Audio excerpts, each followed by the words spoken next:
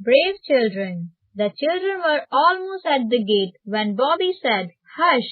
Stop! What's that?" That was a very odd noise indeed. A soft noise, but quite plainly to be heard through the sound of the wind in the tree branches. It was a sort of rustling, whispering sound. As they listened, it stopped, and then it began again. And this time it did not stop, but it grew louder, and there was more rustling and rumbling. "Look!" cried Peter. Suddenly the tree over there, the tree he pointed at, was one of those that have rough gray leaves and white flowers. And as Peter pointed, the tree was moving, not just the way trees ought to move when the wind blows through them, but all in one piece, as though it were a live creature. "It's moving!" cried Bobby. "Oh, look!" And so are the others. "It's magic!" said Phyllis breathlessly. "I always knew this railway was enchanted." It really did seem a little like magic, for all the trees for about 20 yards of the opposite bank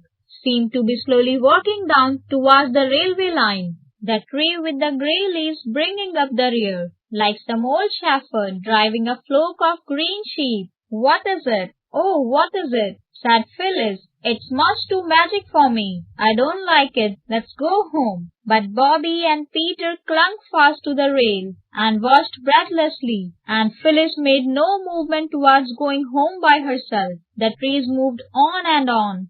Some stones and loose earth fell down and rattled on the railway matters far below. "It's all coming down," Peter tried to say, but he found there was hardly any voice to say it with. And indeed, just as he spoke, the great rock on the top of which the walking trees were leaned slowly forward. The trees, ceasing to walk, stood still and shivered. Learning with the rock, they seemed to hesitate a moment, and then rock and trees and grass and bushes, with a rushing sound, slipped right away front face of the cutting, and fell on the line with a blundering crash that could have been heard half a mile off. A cloud of dust rose up. "Look, what a great mound it's made," said Bobby. "Yes," said Peter slowly. He was still leaning on the fence. "Yes," he said again, still more slowly. Then he stood upright. "Then 11.29 down hasn't gone by yet. We must let them know at the station, or there'll be a most frightful accident. Let's run,"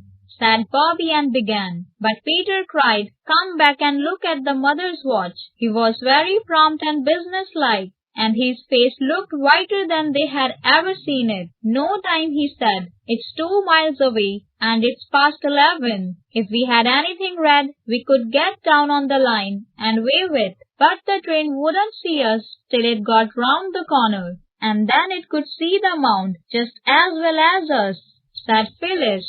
"Better, because it's much bigger than us. Anyway, let's get down." They got down to steep stairs. Bobby was pale and shivering. Peter's face looked thinner than usual. Phyllis was red-faced and dumb with anxiety. "Oh yes," she cried, "they are red. Let's take them off." They did, and then ran along the railway at their best pace. Peter led, but the girls were not far behind. They reached the corner that hid the mound from the straight line of railway that ran half a mile without a curve of corner.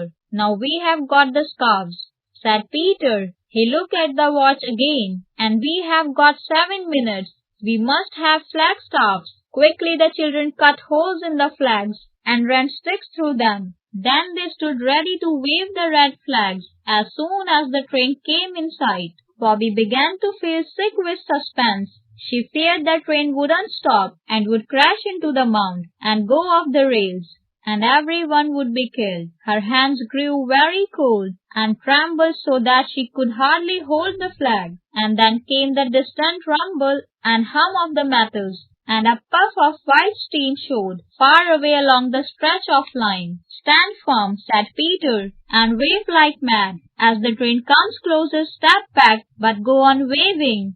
The train came rattling along very, very fast. The front of the engine looked black and enormous. Its voice was loud and harsh. "Oh, stop, stop, stop," cried Bobby. No one heard her. At least Peter and Phyllis didn't, for the oncoming rush of the train covered the sound of her voice with a mountain of sound. But afterward she used to wonder whether the engine itself had not heard her. It seemed almost as though it had, for it slackened swiftly, slackened and stopped, not 20 yards from the place where Bobby's two flags waved over the line. She saw the great black engine stop dead, but somehow she could not stop waving the flags.